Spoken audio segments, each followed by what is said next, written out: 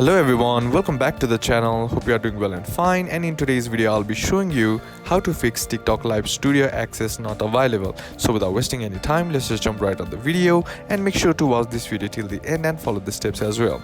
Now the first thing that you need to do is head over to your app store and on the search bar simply type in TikTok.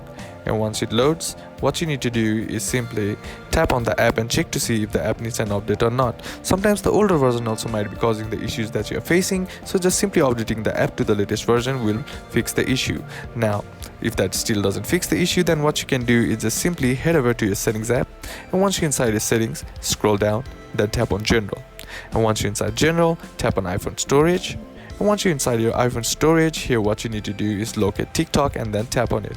And once you're inside here, what you need to do is tap on upload app, and what this does is it resets the app by clearing all the bugs and glitches in the app which might be causing the issues that you are facing. So just simply after finishing the process, tap the delete app option, and once that process is complete, all you gotta do is try again and that will fix the issue. And that's basically how to do it. And that's it for today's video, guys. Hope this video was useful to you. Leave a like if you did, comment down below what the next video should be on, consider subbing to the channel. Thank you for watching. Bye bye.